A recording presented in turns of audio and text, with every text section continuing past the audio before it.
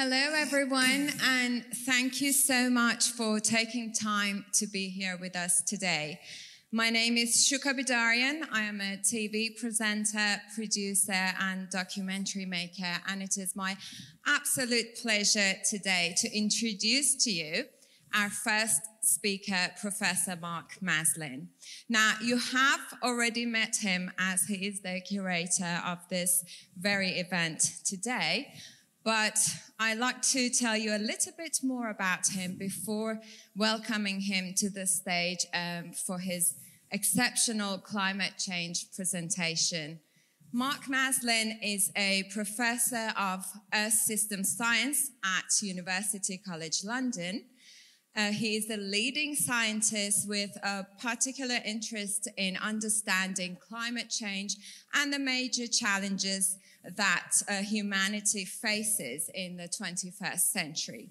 He regularly appears on radio and TV, including BBC One, David Attenborough's documentary, Climate Change, The Facts. He is also a brilliant author. He has written 10 books and over 60 articles, and his latest book, which I highly recommend, is called How to Save Our Planet, The Facts. In the simplest way, communicates the science of climate change and, of course, the solutions.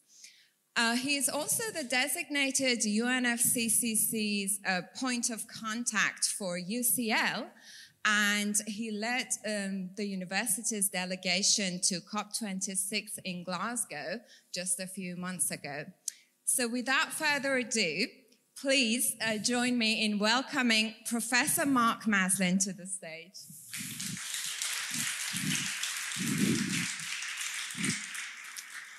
Thank you.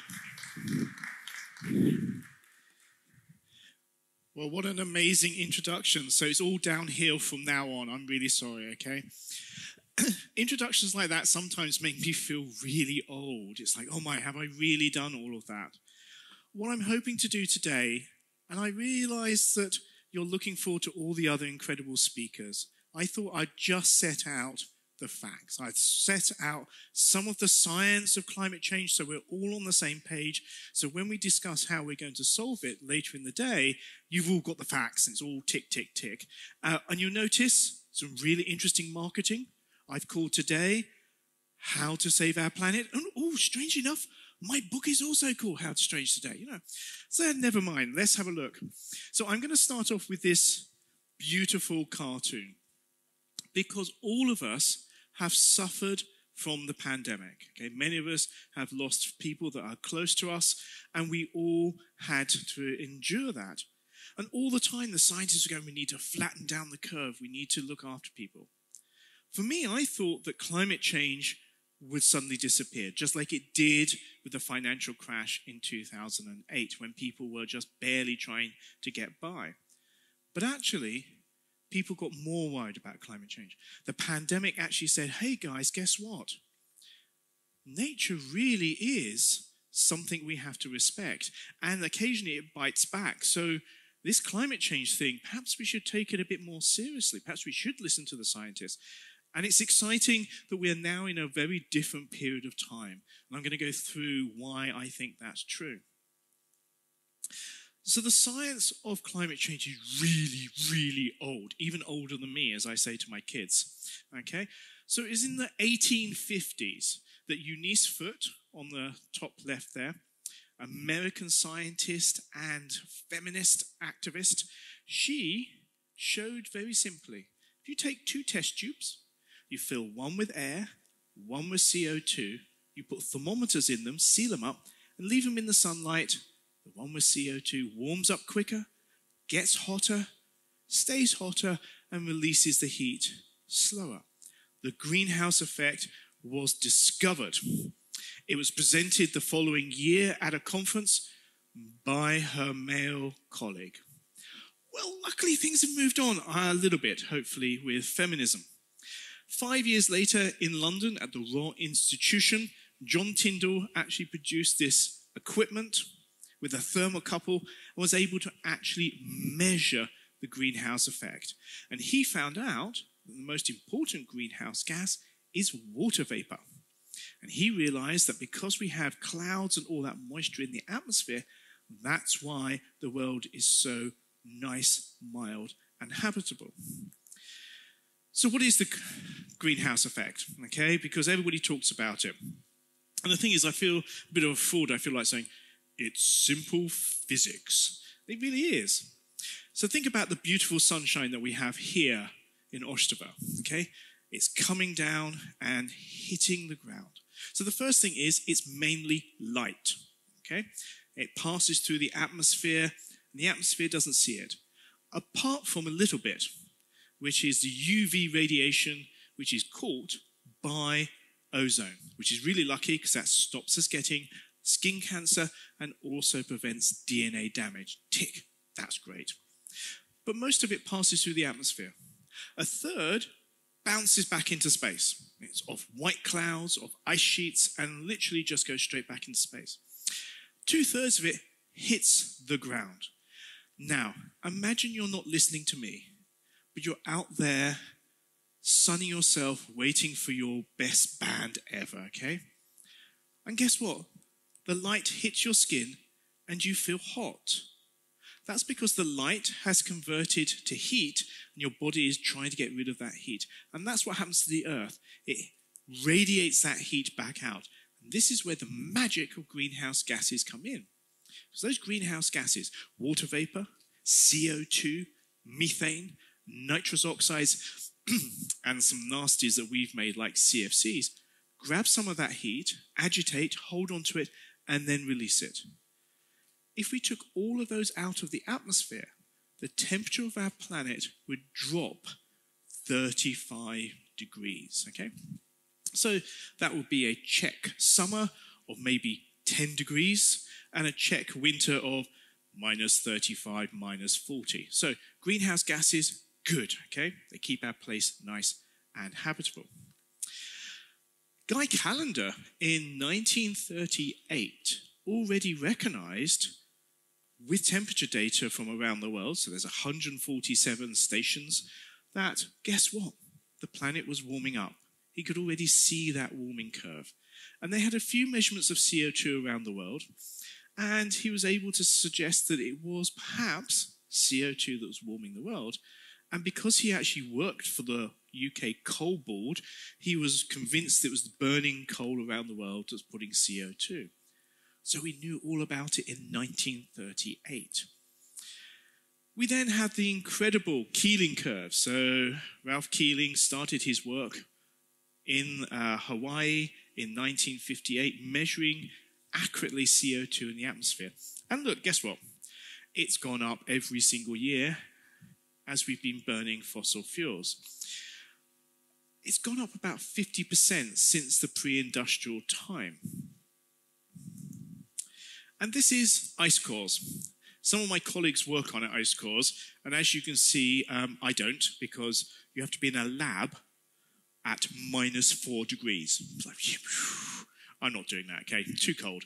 So what they do is these ice cores in Greenland and in Antarctica, they literally take a core, they slice it, and you can see air bubbles. These are actually ancient bubbles of air trapped in the ice. And if you extract them, you can measure the CO2 and the methane. And as you can see, ice ages have come and gone for the last million years. In the last 150 years, we've increased CO2 by about 50% and methane by 150%. Now, many of you may know that methane is more powerful, about 20 times more powerful than CO2. Luckily, methane's in parts per billion, CO2's in parts per million. So, okay, we're going to worry about methane, but the CO2 is the one that we're really concerned about. So, has that had any effect on our climate? Because, you know, there are these climate deniers, mainly paid by the oil companies, to actually say, no, the summers are all the same, it's all good. So, I'll just give you some data. So, a quick show of hands. Who likes skiing or snowboarding? Oh, come on, be honest. Most of you. Okay. Sorry, guys. Guess what? Yeah, since the 1960s, the amount of snow cover in the northern hemisphere has been dropping. Okay, right. Sea ice extent in the Arctic. We keep hearing these stories every summer where all the reporters, and it's really just a holiday to go up to the Arctic, they're going, look, it's melting. We know. This is the one that's most worrying for scientists. The heat content of the upper ocean. Now that sounds really dull, okay? But imagine, you have water covering 70% of the world's surface. You've got it down to 2 kilometers, and all that water is heating up. Has a huge inertia, okay? We also know that sea level has been changing. It's increased by 24 centimeters since the beginning of the previous century. So, and this is what most of you have seen. This is the annual global temperature. And you can see there's wiggles going up and down due to the sunspot cycle, natural things like volcanoes. But as you can see, it's been going up. 2020 was the warmest year on record, joint with 2016. And the other thing I point out here, I always put 3 records up, okay? Don't ever trust any single scientist, okay? Okay, you have to have lots and lots of records. And also, most of you are looking at that wiggly line going, oh, it's just a curve, I don't understand. And this is where the genius of Professor Ed Hawkins comes in with the climate stripes. And he was thinking about how do we visualize this to people. And so, guess what? This is the Czech Republic temperature record for the whole country from 1901 to 2021. As you can see, blue, red, doom. Okay, no, sorry. We'll come back to that later. However, just to let you into a secret, this has actually created a little cottage industry, as we say in English. You can have a tie. If you're rich enough to have a Tesla, you can wrap it. I still haven't been able to afford one, okay? Not on a professor's salary, I tell you that. T-shirts, I can afford the T-shirt. It's not cool to be warm. Leggings, ladies, if you want. Oh, gentlemen, sorry, I have to be careful there. Yeah, anybody who would like leggings, you can have nice leggings. And also, having been at COP26 that Shooka very kindly mentioned in Glasgow, which was weird because you're walking around with really famous people like John Kerry just walking past you, you know, all wearing weird masks. Also in America, senators of a certain political party, and I'm sure you can guess, also have pledge pins which have the climate stripes. BBC News, suddenly when they want to tell people it's a climate change story, have the climate stripes. Okay? Perfect. It's a nice messaging. So what about the future? Okay, because, okay, we know climate change is happening, but what's going to happen in the future? How can we actually model it? Now, I'm a scientist. I would like to have laboratories. I'd like to have different Earths. I'd like to double the CO2, half the CO2, I know, put lots of methane in this one and torture them. But I'm not allowed to because we've only got one. And actually, we're doing a really bad experiment anyway on it. So let's try not to make it worse. So what we do is we have supercomputers. Okay, so these are based on the incredible weather computers. Now, I know all of you are going to complain and go, no, you can't predict the weather. Weather models have got so much better. Again, we were able to predict hurricanes with about 2 days' notice in the 1980s. 6 or 7 days' notice now with the supercomputers. And what we do is we have a grid. There's a beautiful grid around the Earth and into the different layers. So the atmosphere, the vegetation, the land, and the ocean. And I've put on here, on the right-hand side, I've put the resolution of those models. So I'm looking around the audience. I actually think there's only a few of you that were alive in 1990. That's how good the computers were, okay? By 1995, we got the resolution up a bit. And by the way, I'd like to point out that in the 1990s, 1995, and even 2001, Britain was actually part of Europe, especially in the models. It was stuck there, okay? It wasn't until later that the models actually were able to separate us from you, okay? But the thing is, all this resolution, all this new information, and the models say exactly the same. Okay? Which is, you put greenhouse gases in the atmosphere warms up, the land warms up, sea level goes up, and ice melts. It's not really difficult. Right, moving swiftly on. So what does the future say? Okay? So the future really depends on one thing. It's not the science. It's you lot. And I don't mean you lot. I mean the 7.9 billion people on the planet. Because we need to know how much CO2 are we going to emit in the next 80 years. And so what we do is scientists with social scientists, with economists, actually sit down and tell stories. Now, we don't call them stories, we call them scenarios, okay, because these are deeply intellectual, but they're just stories for the future. So the red one is if there were no climate policy. So if I was giving this talk here 10 years ago, I would have been saying, well, you know, we're still not sure. We can't write off the 4 to 5.5 degree temperature rise that could be in the future. But the world has changed. Economics has changed. Renewables are much cheaper than fossil fuels.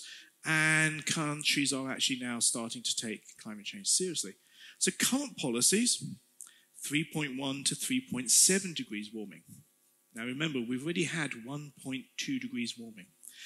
COP26, Glasgow, if all the promises, I know, okay, take a big pinch of salt here. If all the promises at COP26 are actually followed through, we're looking at 2.4 to 2.8.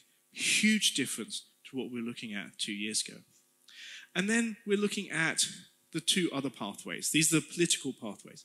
The 2-degree pathway, because our leaders, by the way, all 195 countries in the UN have mandated that they will do everything they can to keep the temperature rise of the planet to below 2 degrees. And brilliantly, there's also an aspiration to keep it to 1.5 degrees, which is the bottom curve. And I'll be talking about the challenges of that in a minute. So what is climate change going to do to our continent? So the first thing is European summers will be incredibly hot and very dry. 2018, many of you remember, incredibly hot, and that will be the new normal, and then there'll be heat waves on top of that. In 2003 was the worst heat wave recorded in northwest Europe. And this is just some data from the UK. I used to have to explain what excess deaths were. Now, unfortunately, with COVID, I don't have to do that. And what we saw was there was 2 peaks in the heat wave, and we lost something like 70,000 people from this heat wave in Northern Europe. Okay? Now, that is the same as we lost in the first peak of the pandemic in 2020. But the problem is, heat waves are a silent killer. We don't have on the death certificate heat wave. It's always exacerbating something else. And the critical one for any of you who have mature relatives, nighttime temperatures. If you can keep their bedroom or their house or their flat cool at night, then that's the critical thing, okay? So, we've had extreme heat all around the world. Last year, Canada, land of snow and bears, 49.5 degrees Celsius. I've worked in Africa. I'm not sure, I can't explain what 49 degrees is like. It's just not where humans should ever be. And that's just Canada. So what are the risks of extreme seasons? So if we take the heat wave of Europe of 2018, 1.5 degrees, okay? So remember, 1.2 degrees at the moment. We only have 0.3 of a degree to get to it. 1 in 4 summers will be that hot. 2-degree pathway every other summer. If we hit the 3-degree pathway, almost every summer will be that hot. And again, we'd have to worry about short, sharp heat waves on top of that. Not nice. Extreme rainfall events will become more frequent. We've been seeing this all across Europe. Because there is so much more energy and moisture in the atmosphere, it falls in heavier, more intense bursts, such as this one from the Czech Republic. We've seen it, extreme flooding events in England, Germany. Last year we saw floods in New York Metro, in China, when literally the tunnels filled up with water and people were desperate to try and get out of the trains because that water was coming so quickly. Flood risk. I have to say, I've taken iconic London, my hometown. It's protected by the Thames barrier, but I love this picture. So this picture came from a documentary made in Britain, and do you know what they called it? Flood. You know, you could just see the producers going, yeah, we really need something exciting. This is highly unlikely because the Environment Agency takes flood protection very seriously. We're going to retrofit the Thames barrier that protects London. But there's a little bit of my heart that loves this. For you who don't understand British politics, and trust me, none of us do, okay?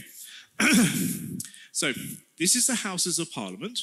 On the left-hand side is the where the Houses of Parliament sit. That's where all these sort of like MPs sit. And on the right-hand side is where all the lords and ladies and bishops in the House of Lords sit. And I love this because if London floods, they're both equally screwed. Socialist heart. Right. But the weird thing is, all of this heat will still get these cold snaps. By the way, you lot are used to snow. You show snow to someone in London, they go, ooh, what is this white stuff? Literally. But the thing is, because we have melted all the sea ice north of Norway and Finland, we have no way of stopping the air from coming down from the Arctic and from Siberia across, hitting the whole of the east coast of the United Kingdom, Northern Europe, and places like Holland and Northern Germany. And they're very disruptive because what you get is this huge snowfall for 2 or 3 days. And in the UK, people go, oh, I can't go outside. There's white stuff. You know, I mean, schools stop, you know. Whereas in most countries, it's like if it gets up to 1 meter of snow, you go, yeah, okay, now we have to close the schools.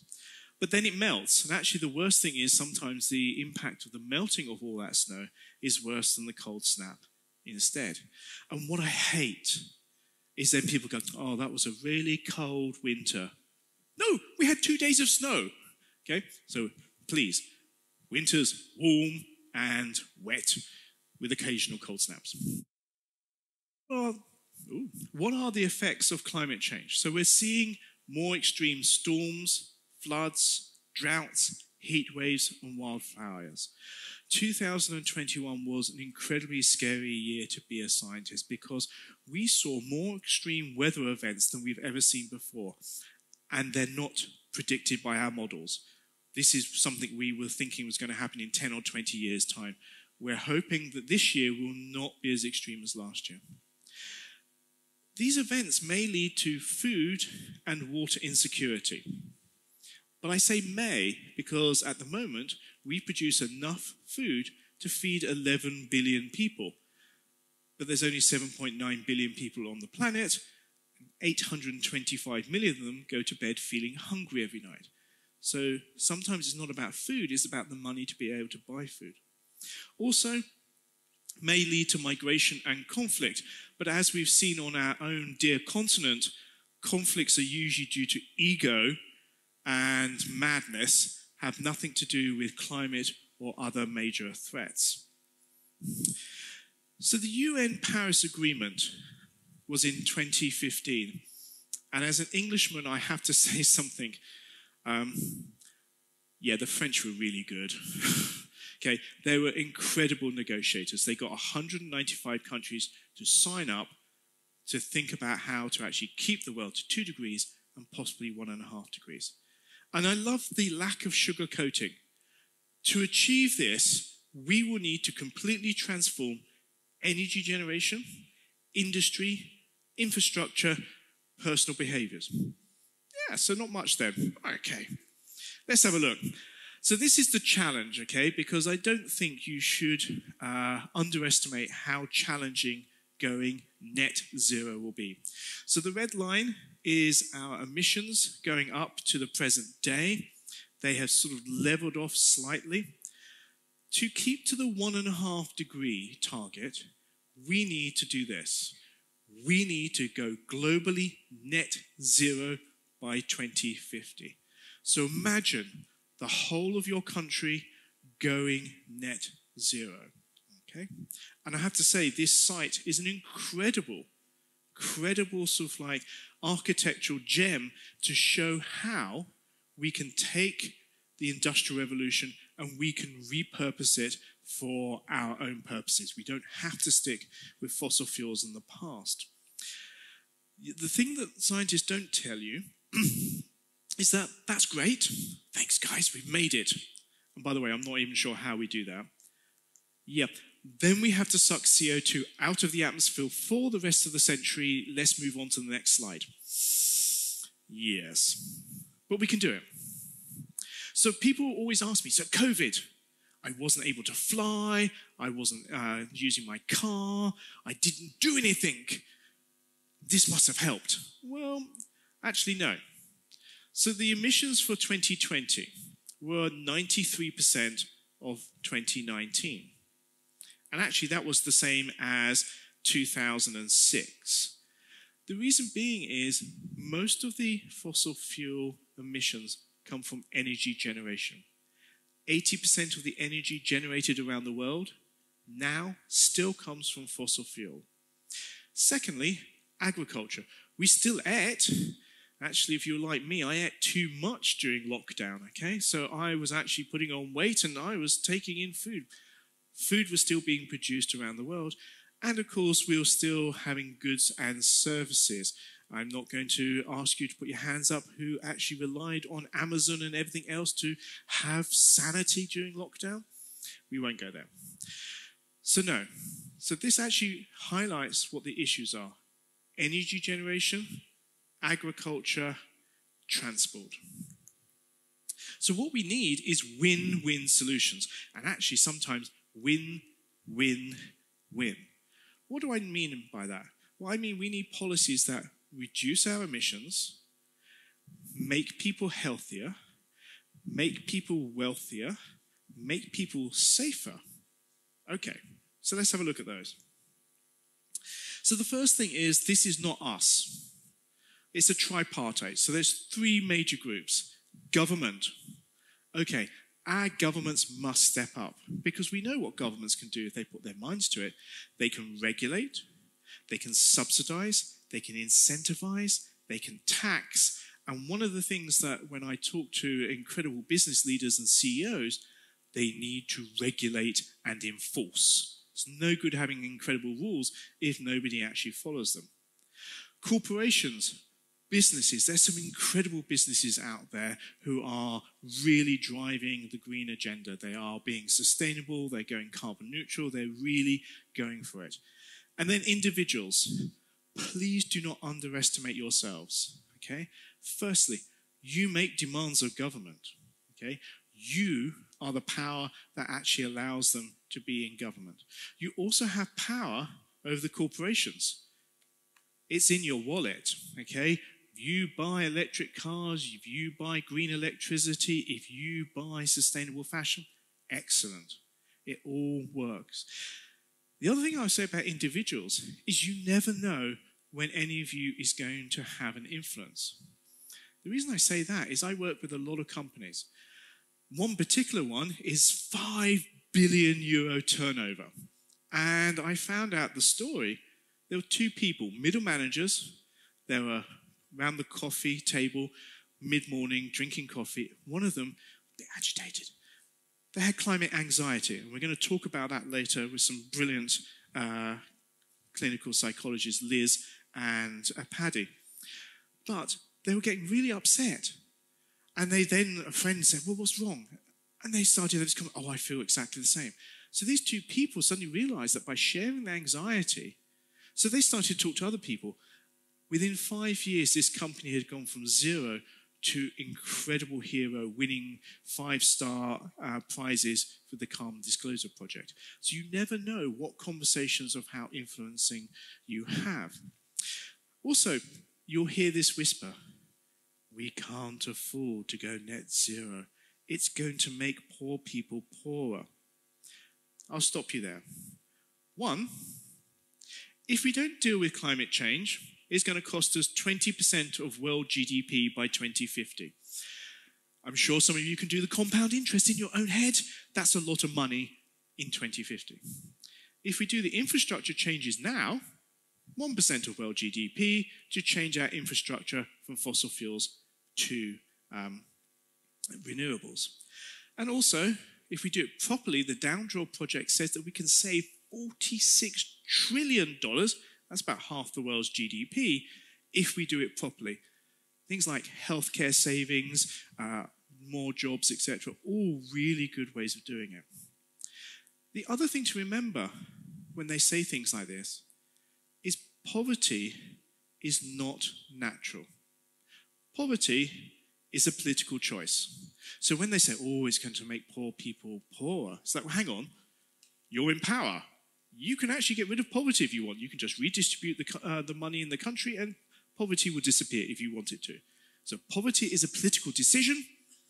Therefore, do not use that as an excuse for inaction about saving our planet. Rant over. Right. So what can governments do? Okay. I used to say, if I had Boris Johnson here, but hey, I can't anymore because he's gone. Oh, no, hang on. Yeah.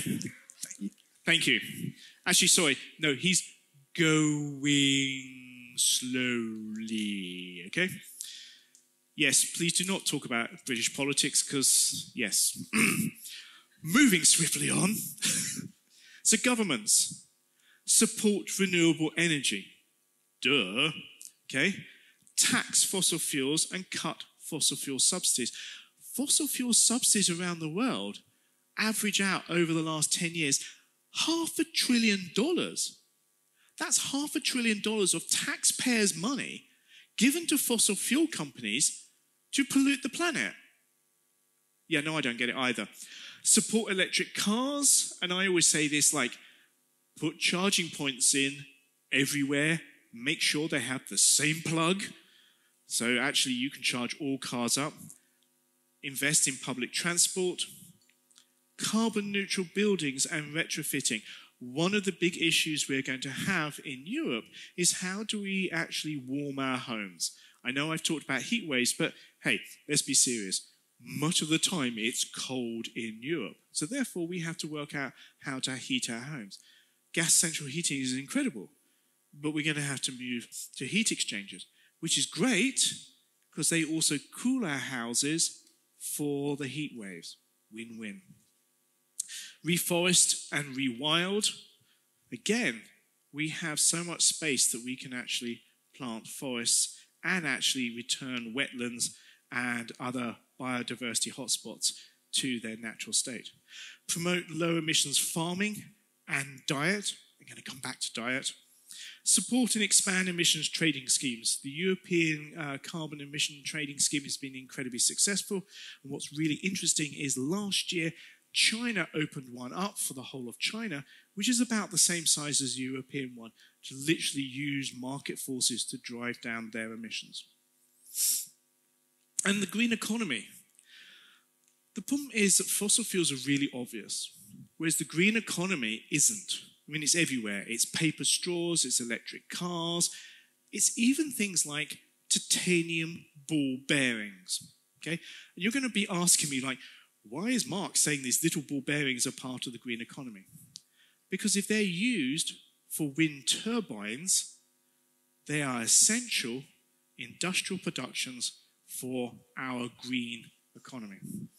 So my incredible, brilliant student, Lucian Jolson, who's now, actually weirdly enough, he's moved to Brazil, to Sao Paulo with his incredible wife, already has children, so it makes me feel really old. he basically worked out that the global green economy is worth about $10 trillion per year. So about $1 in $9 that we spend is in the green economy. In the UK, that's about 2 million people that's employed. In the US, it's 9.5 million people employed in the green economy, compared with 350,000 people in the fossil fuel industry, 33,000 that are in the coal industry.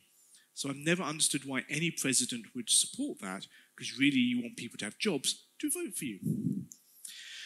Being sustainable as a business, okay? I talk to a lot of CEOs. Many of you are in business or going into business.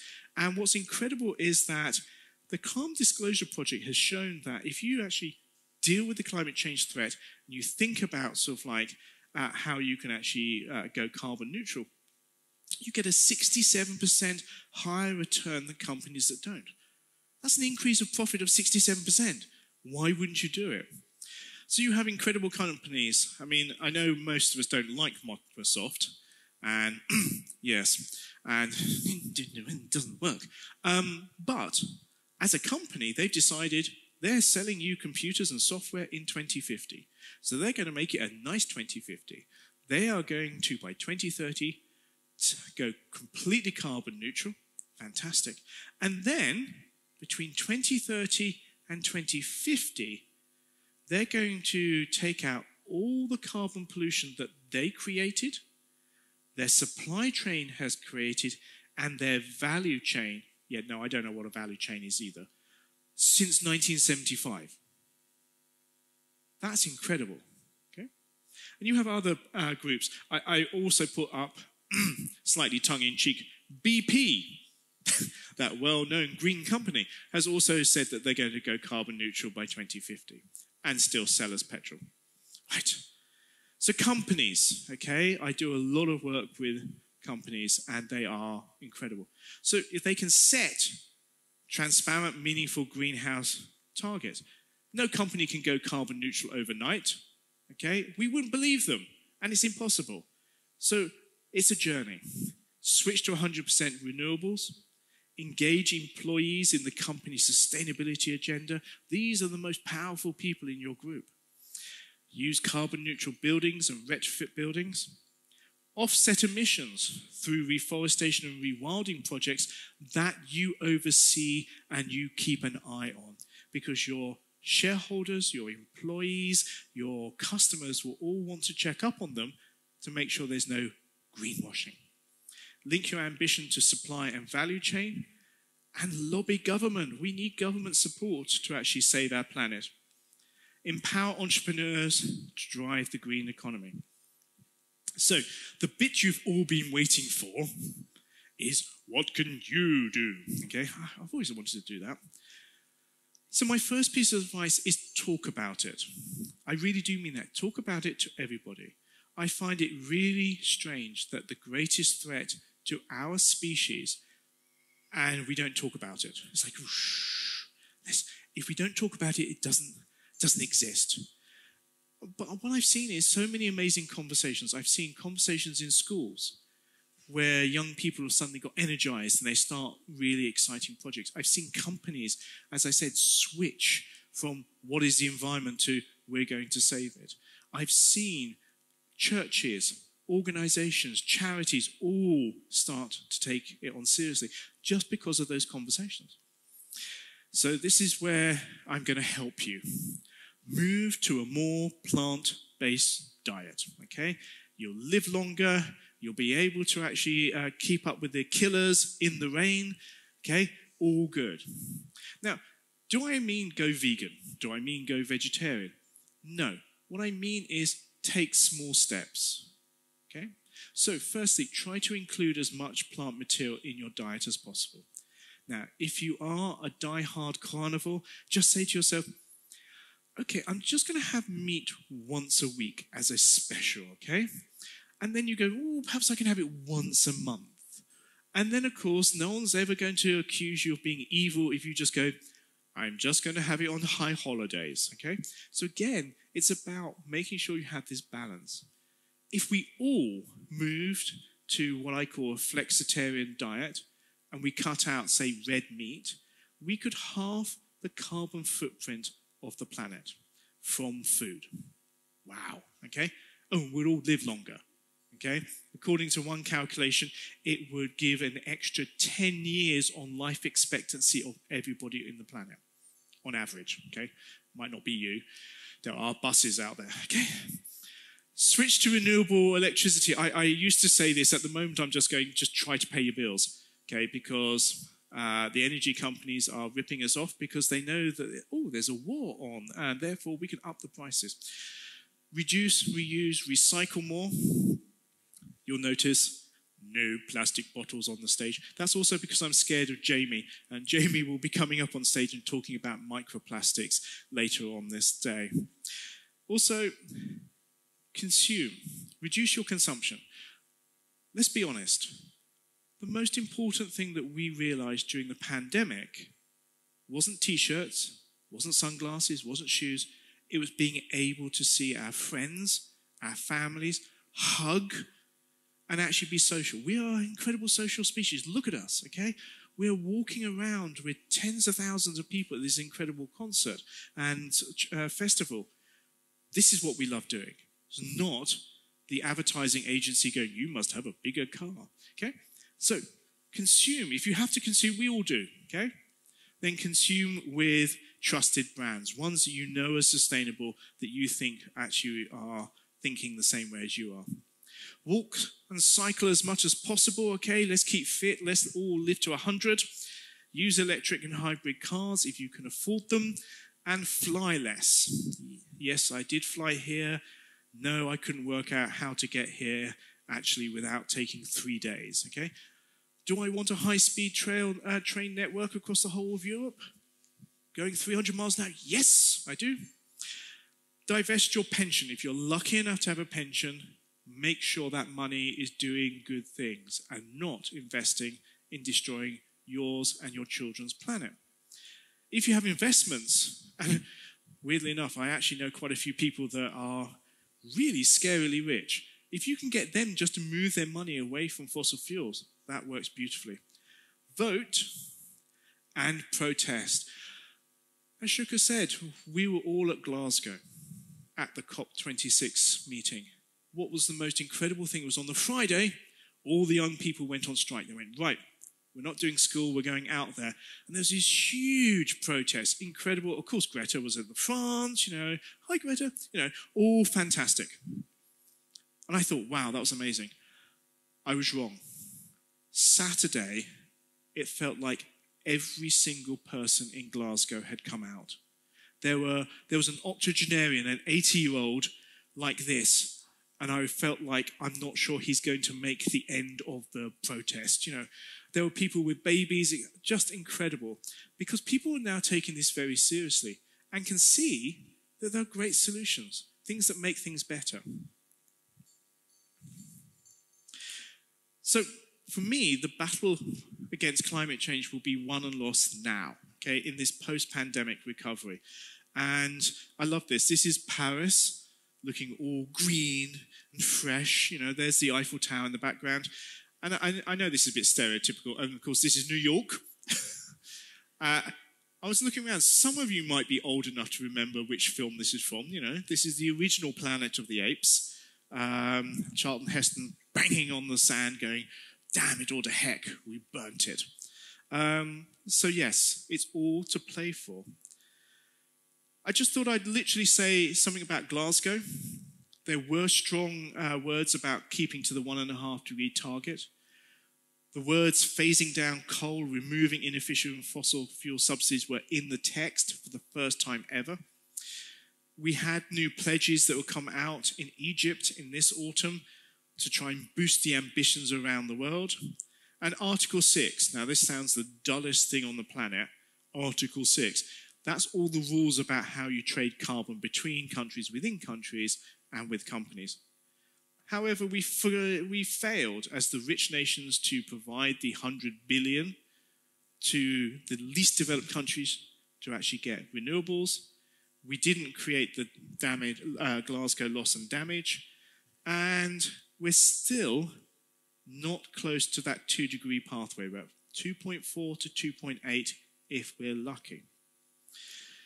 So I'm going to say thank you for listening, and I just want to say what frustrates me and actually much of the youth movement is that we can see how individuals, companies and governments can actually do things that will firstly reduce our carbon footprint, make people safer around the world, make people healthier, live longer, that also will make them wealthier, create jobs and things like that. And guess what? If we do all that, perhaps we might even be a little bit happier. Thank you very much for listening.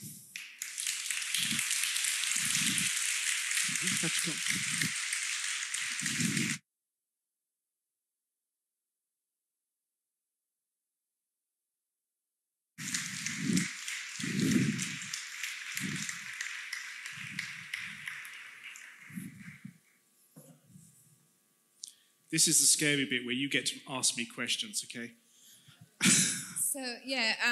So our lovely staff will be around passing the mic. So anyone with questions, if you could just raise your hand, and we will try to keep it short, hopefully, and try to answer as many questions as possible. So are there any questions? That's right. Yes, the lady over here. Thank you. You said that since we became aware of what's going on, we've made a bit of a progress, which is slow and whatever. But would you try to quantify to what extent what's going on in Ukraine now that we see those burning oil plants and all that, and which on top of that will oblige us to focus on other issues that we ought to? How much will it set us back? So, the invasion of Ukraine illegally by Russia sets up some really interesting political dynamics. So the first thing is, of course, there is the loss of fossil fuel production from Ukraine itself, and also we're looking at a food security issue around the world because Russian grain and Ukrainian grain is not being exported. So we're looking at really complicated issues like food availability issues in Africa because of that. But if we then look, say, at the wider picture, it's a mixed thing. So in Europe have suddenly gone, energy security. We thought the Russians were going to be our allies, therefore we need to move away from Russian gas. So the European Union has already agreed that they're going to double the amount of renewables they put in the next 7 years, okay? So their ambition has gone from this, they're going to double it, which is great for climate change, and it's something we should have been doing anyway. And what's really odd, and I feel guilty about this, is we have been shouting at governments. I've been shouting at the UK government for years about energy security and using this as renewables are what you have. You know, wind, solar, tidal, it's yours. No one can take it away from you. And that was really something that we were pushing, and they just weren't listening because they thought the world was a nice place, or they thought it was a nicer place than it had been. So that's a bit of an interesting message. But in America, very different. They've got scared. So in the new Arctic and Alaskan pipelines that Joe Biden had cancelled and said, no, don't agree with Trump, he's re-signed them. Production of fossil fuels in America is cranked up, so they're now completely self-sufficient in fossil fuels and are starting to actually export fossil fuels. So geopolitics is one of those things where there's winners and losers, so the Ukraine war is playing out in some very interesting ways. So brilliant question, and yeah, I think that world experts on politics will be trying to work out whether it was good or bad for climate change for a long time. Thank you. We have a gentleman over there.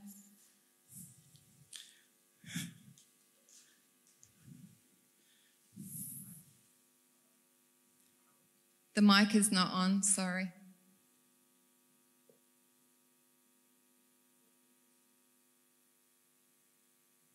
It's a cunning plan.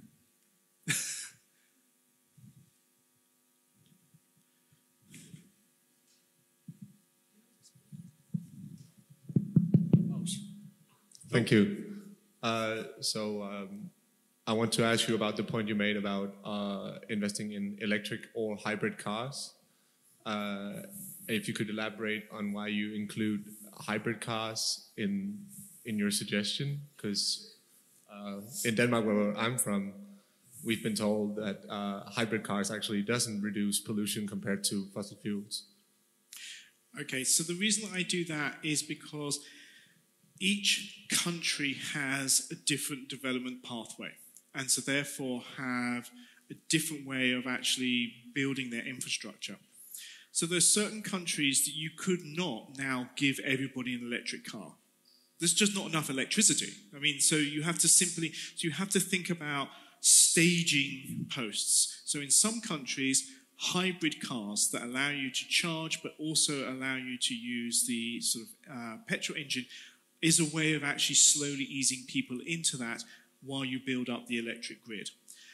Other countries, we will be able to boost the electric production, but there's not enough charging points. So this is something about my home country, which is we should all go electric cars. I think we're supposed to have them everybody's supposed to have them by 2035. Yeah, but there's nowhere to charge them. So it's about trying to make sure the infrastructure keeps up. So it's basically trying to open all those up. Does that help? So I try to give my talk so it helps everybody and not just, yeah. Are there any more questions? Oh, yes. Another gentleman over there. Thank you. I maybe have something related to the questions before. It's also about cars, but I know there are two types of hybrid cars. Ones which are not a plug-in hybrid.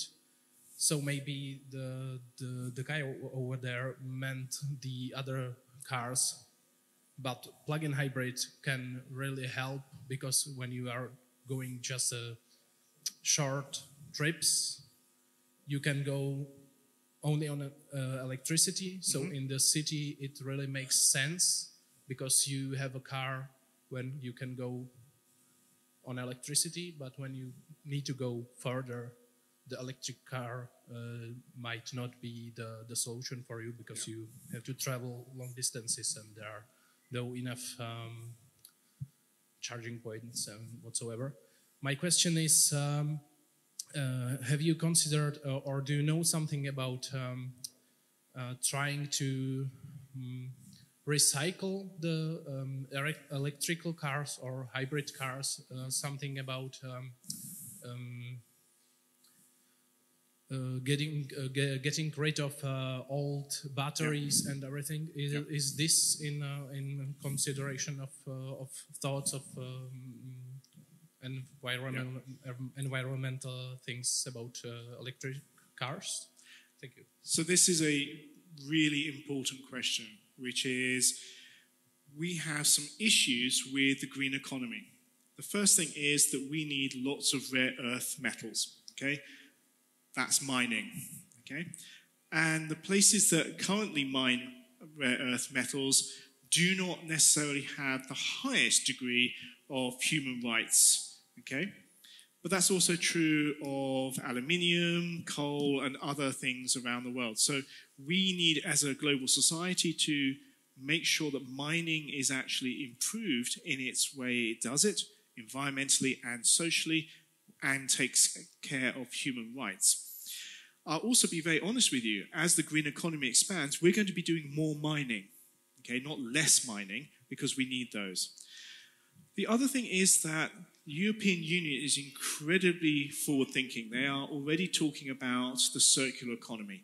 How do we make sure that the stuff that we dig up, when it gets into the cars, and then when the cars have to be I was going to say terminated, I'm not sure that's the right way, end of life for your car, then we can actually recycle that material, because you're absolutely right.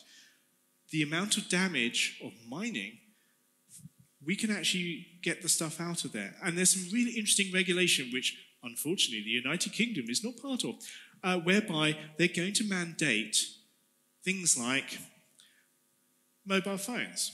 Firstly, why do they all have different chargers? Change that. Secondly, why can't I update this? Why can't I just plug in a new chip? Why do I have to throw it all away and start again? Also, what's really frustrating for European Parliament is getting at the rare earth metals in the actual phone. It's incredibly difficult. They're not built to recycle. So we should mandate all items, not just phones, cars, etc., but everything. It's like, look, guys, if you're going to buy something, you're going to make us buy something, make sure that we can recycle it. So it's a proper life cycle analysis. So there's some really interesting forward-thinking policymakers, particularly in Europe, thinking about that. But yes, brilliant question. No, we're not there yet. Thank you. And may I just add, because I was also just on the phone trying to argue with a climate denier about record high temperature in the UK at the moment. And one of the things that I usually get, which is the question you ask, and they try to criticize this. And there's something we have in sustainability and sustainable development, and that's the concept of trade-offs. So no matter what we do, as humans, we always impact the planet, but it's all about weighing things out and seeing which way we will have the least impact. So you then compare fossil fuels with all the materials we need to mine in order to, you know, create those batteries and panels and all that. And I think that could sort of justify what we're doing at the moment. Yep. Are there any more questions? Yes. Yes, the lady at the back. Oh, sorry. Yes. Hello. Yep. Sorry, I came in a little bit late, so if you've already answered this, please forgive me. But what is your opinion on using nuclear energy as a potential stopgap solution until we can move to fully sustainable sources? And if you are pro-nuclear energy, what do you propose we do to get the environmental movement more unified behind doing it? Because it feels like we're very divided on this issue. Okay, so absolutely brilliant question. I hate you. I'll talk to you later. No. Sorry. No, not at all. It's one that comes up all the time, and I think it's really important. So the first thing I say is that each country has to make their own decision about nuclear power. Okay? Many different countries have a democratic viewpoint, pro or anti-nuclear. I think we should respect that. That's the first thing. The second thing is, if nuclear is done properly and safely, and I'm thinking now the problem is in certain countries the nuclear power stations are by the coast because they need the water input and things like that. So therefore we're putting them at risk. So therefore we need to rethink that. We also need to scale them down. Having a huge nuclear plant, which is basically sort of like, we need to actually make them more micro. We do need another source of electricity for that base load. You know, so when all of you are watching Strictly Come Dancing, because I believe this has been spread to many countries now, again, when you finish and they go, oh yes, so-and-so's won, and you all switch the kettle on, there's a huge peak, and that's when you need that base load. So for me, I've come to this conclusion that we have to do everything. We cannot, in the green movement, pick and choose. We can't go, oh, I don't like that. Oh, no, I like that. A bit like offsets. I get a huge amount of backlash about carbon offsets. And the thing is, I'm really sorry. We've left it too late. We have to throw everything at this problem. If a country is, I would say, trustworthy, has strong safety sort of like regulations, and we feel that they can actually run a nuclear program, and that's going to help them to keep that baseload, absolutely.